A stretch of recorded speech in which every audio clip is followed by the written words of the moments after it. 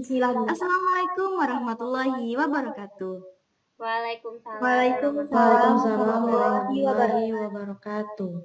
Hello guys, in front of you all, we would like to tell you about definition of communication skill. Before we explain the material, we will introduce ourselves.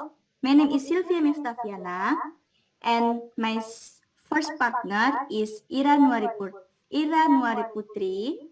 Hai. And my second partner is Gina Salwa Salsabila. Halo. And my last partner is Anis Felia Wapita. Hai. Okay, for the explanation of the material, we use Indonesian script. Okay guys, di dalam pembahasan kita kali ini kita akan membahas 4 poin utama, 4 poin pembahasan kita. Di antaranya pertama, itu tentang definisi komunikasi yang nantinya akan dijelaskan oleh Anis. Yang kedua, poin yang kedua itu tentang unsur-unsur komunikasi yang nantinya akan dijelaskan oleh Gina. Poin yang ketiga itu tentang kemampuan berkomunikasi yang nantinya akan dijelaskan oleh Ira. Dan yang keempat itu etika dalam berkomunikasi yang nantinya akan saya jelaskan sendiri. Oke, kita langsung saja ke pembahasan pertama ya. Pembahasan pertama itu tentang definisi dari komunikasi. Langsung saja untuk Anis, dipersilahkan. Baik, di sini saya akan menjelaskan apa itu komunikasi. Tentunya teman-teman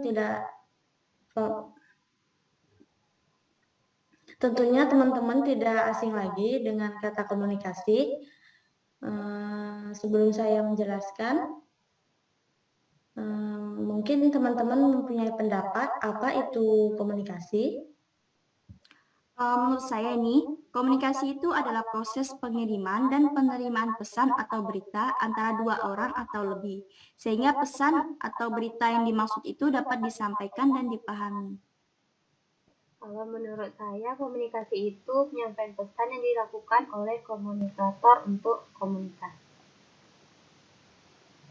Kalau menurut saya, komunikasi itu adalah interaksi antara dua orang atau lebih. Oke, baik. Pendapat yang teman-teman sampaikan tadi sudah benar, namun saya akan menjelaskan dari penjelasan menurut sumber dari buku yang ada. Yang pertama itu, komunikasi menurut definisinya bersifat interaktif dan selalu berlangsung dalam hubungan. Di sini, maksud dari komunikasi yang interaktif merupakan komunikasi antara dua orang yang dalam satu waktu memiliki peran ganda, yaitu menjadi komunikator sekaligus dapat bertukar peran menjadi komunikan. Di sini teman-teman apakah sudah paham dari penjelasan apa itu komunikasi yang pertama? Bisa kasih contoh nggak maksud dari bersifat interaktif itu contohnya seperti apa? Oke, di sini contohnya seperti penggunaan media internet, seperti chatting dan email. Di sini antar pengirim dan penerima bisa langsung berinteraksi ataupun langsung bisa mendapatkan feedback dari penerima pesan atau komunikan. Dan contoh yang selanjutnya misalnya pada penggunaan Instagram, seperti yang kita ketahui sesuai perkembangannya saat sekarang ini, terdapat berbagai fitur seperti kamera, editor, hashtag, caption, dan juga bisa saling berinteraksi satu dengan yang lainnya. Kemudian, penjelasan yang kedua, komunikasi berhubungan dengan konteks atau situasi yang tertentu. Maksudnya di sini berarti semua faktor di luar orang-orang yang berkomunikasi.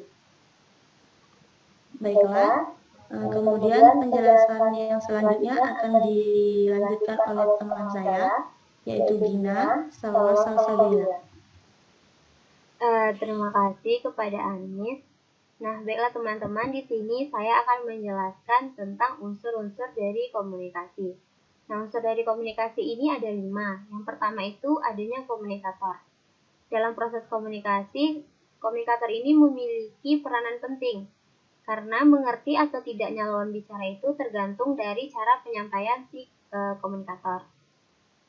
Nah, setelah komunikator tentu adanya yang kedua itu adanya pesan. Nah, pesan di sini itu merupakan informasi yang disampaikan oleh si komunikator yang nanti akan dikirimkan ke komunikan. Setelah pesannya sudah ada, tentunya untuk mengirim pesan itu diperlukan sebuah yang namanya media penyampaian. Nah, teman-teman tahu nggak sih apa saja media penyampaian pesan ini? Contohnya seperti handphone, Iya, handphone. Contohnya televisi, Terus ada lagi? apakah radio? Nah, benar. Media penyampaian ini contohnya itu seperti yang teman-teman sebutkan tadi, yaitu ada handphone, terus televisi, radio, komputer, dan lain sebagainya. Nah, setelah adanya media, yang keempat kita masuk unsurnya yaitu adanya si penerima dari pesan itu. Dan di sini kita sebut penerima itu yaitu komunikan. Nah, komunikan ini bisa terdiri dari satu orang atau lebih, bisa dalam bentuk kelompok, partai, ataupun negara. Setelah pesan tersebut telah diterima oleh si komunikan, tentunya ada efek atau pengaruh yang ditimbulkan. Nah, efek ini masuk ke dalam unsur komunikasi yang kelima. Nah, dapat teman-teman lihat di slide, efek ini memberi pengaruh dari efek ini itu bisa terjadi pada pengetahuan, sikap, dan tingkah laku seseorang. Contohnya itu seperti sekarang, saya menyampaikan informasi kepada teman-teman. Nah, efek yang saya berikan ke teman-teman itu, teman-teman dapat mengerti apa itu tentang unsur-unsur dari komunikasi. Terus contoh yang lainnya tuh misalnya jika teman-teman mendapat berita bahagia, maka efek yang ditimbulkan ke teman-teman itu akan membuat hati teman-teman menjadi bahagia, terus mood teman-teman bisa menjadi baik. Nah, sekian itulah tadi mengenai unsur-unsur dari komunikasi. Untuk penyampaian selanjutnya disampaikan oleh teman saya Ira Nuari.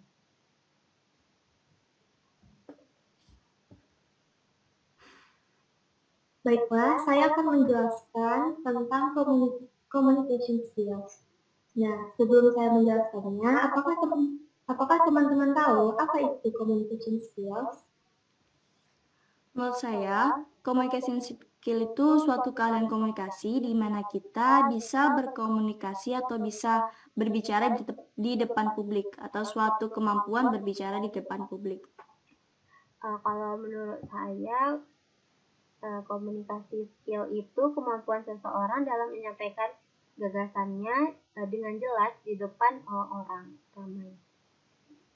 Menurut saya, komunikasi skill itu adalah kemampuan seseorang untuk mengekspresikan sesuatu.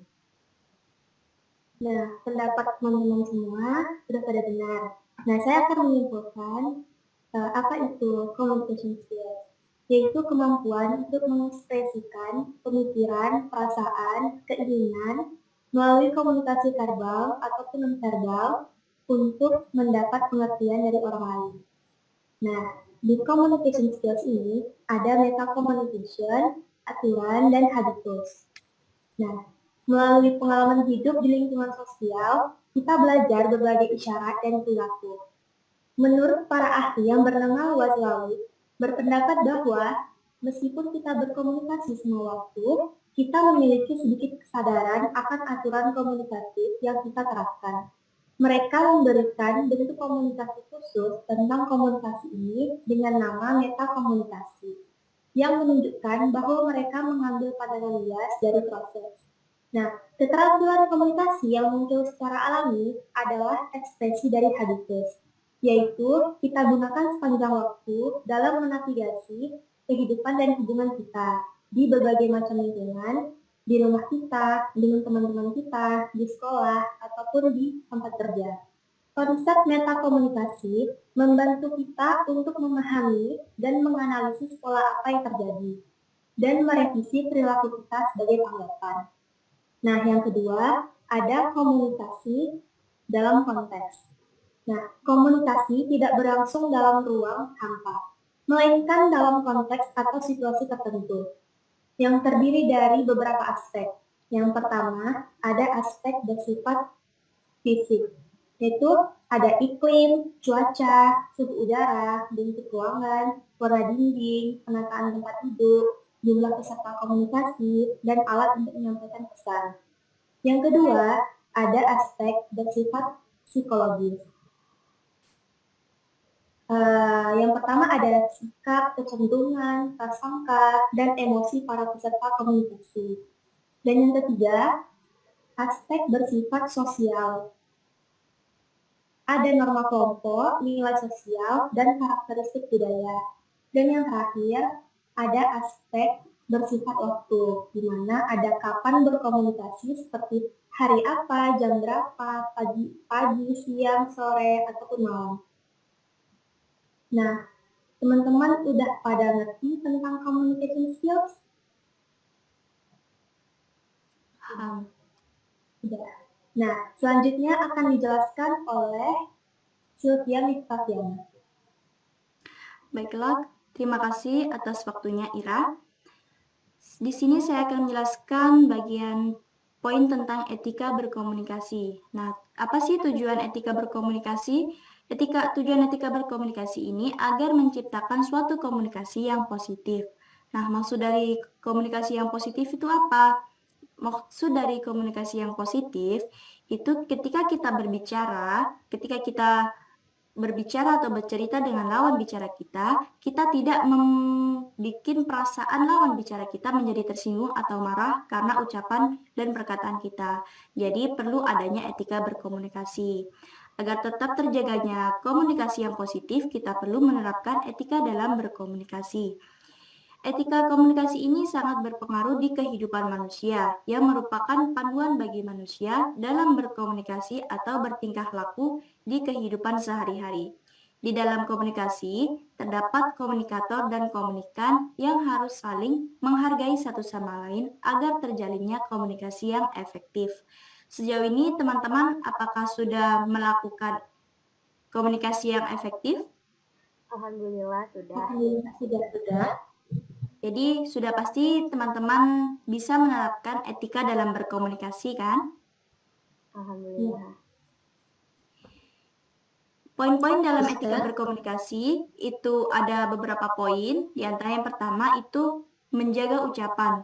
Nah, menurut teman-teman menjaga ucapan itu yang seperti gimana sih? Tidak berkata kasar kepada komunikan. Ya, betul. Yang lain? Menghormati. Bisa juga. Ada pendapat lagi? Seperti menjaga ucapan, Ya, berpikir terlebih dahulu sebelum mengucapkannya agar seseorang tersebut tidak sakit hati. Ya, itu juga termasuk. Jadi secara garis besar itu, seorang manusia itu yang dipegang adalah kata-katanya. Nah, tidak boleh kita berbicara bohong serta melontarkan ucapan-ucapan kotor. Jadi maksud menjaga ucapan itu, sebelum apa yang kita ucapkan itu kita jaga, kita pikir terlebih dahulu percakapan kita ini berkata kotor atau dapat menyinggung perasaan lawan bicara kita atau bagaimana. Jadi kita perlu menjaga ucapan. Yang kedua, poin yang kedua itu sopan santun. Tentu teman-teman tidak asing lah dengan istilah sopan santun. Sopan santun ini sudah sangat familiar di telinga kita. Ibaratnya kita sudah pasti tahu seperti apa sopan santun yang perlu kita terapkan. Sopan santun ini bertingkah laku yang baik dan ramah terhadap lawan bicara. Ada beberapa hal sopan santun yang diperhatikan dalam berkomunikasi. Misalnya, menyapa lawan bicara dengan sopan dan tidak berlebihan dan dibuat-buat. Untuk poin yang ketiga, itu bersifat efektif dan efisien. Maksud dari efektif dan efisien, itu komunikasi dilakukan dapat dimengerti oleh kedua belah pihak. Contohnya nih, saya orang Jawa dan teman saya, Gina, orang Batak. Otomatis saya tidak mungkin berbicara dengan Gina menggunakan bahasa Jawa, karena Gina tidak akan paham apa yang saya bicarakan. Begitu juga sebaliknya, Gina tidak akan berbicara dengan saya menggunakan bahasa Batak karena saya tidak akan paham apa yang dibicarakan Gina. Nah, solusi agar kita bisa menciptakan komunikasi yang efektif ini, kita menggunakan bahasa yang dapat dimengerti oleh kedua belah pihak. Contohnya, kita menggunakan bahasa Indonesia. Jadi, saya dan Gina itu sama-sama mengerti bahasa Indonesia. Otomatis, kita bisa menciptakan komunikasi yang efektif dan efisien. Kemudian, poin yang terakhir itu kita saling menghargai dengan menatap lawan bicara kita dengan lembut. Contohnya nih, melihat lawan bicara itu berbicara atau bercerita dengan kita. Nah, kita tidak boleh melakukan aktivitas lain seperti bermain HP atau melakukan hal yang lain sehingga kita membuat lawan bicara kita itu merasa tidak didengarkan atau tidak diperhatikan. Jadi kita perlu memperhatikan lawan bicara kita atau memberikan reaksi dengan menganggukkan kepala. Itu yang berarti kan kita paham apa yang dibicarakan dengan lawan bicara kita. Melihat lawan bicara adalah hal yang sangat penting yang harus dilakukan saat memulai pembicaraan. Jadi ini adalah 4 poin yang perlu kita terapkan ketika berkomunikasi atau maksud dari etika berkomunikasi ini. Jadi, etika berkomunikasi ini sangat penting saat kita berkomunikasi agar terjalinnya komunikasi yang positif yang tidak menimbulkan lawan bicara kita menjadi tersinggung atau marah. Oke, teman-teman, cukup sekian penjelasan dari kita terkait definisi dari komunikasi. Bila ada kurang lebihnya, kita mohon maaf. Atau teman-teman mungkin masih kurang paham tentang penjelasan kita terkait definisi dari komunikasi, teman-teman bisa tanyakan pertanyaan teman-teman di grup WA yang sudah ada ya. Jadi teman-teman bisa bertanya di situ dan kita akan menjawab pertanyaan dari teman-teman. Cukup sekian presentasi dari kami. Wabillahi taufiq wal hidayah, walidul inayah. Wassalamualaikum warahmatullahi wabarakatuh. Bye. Dadah.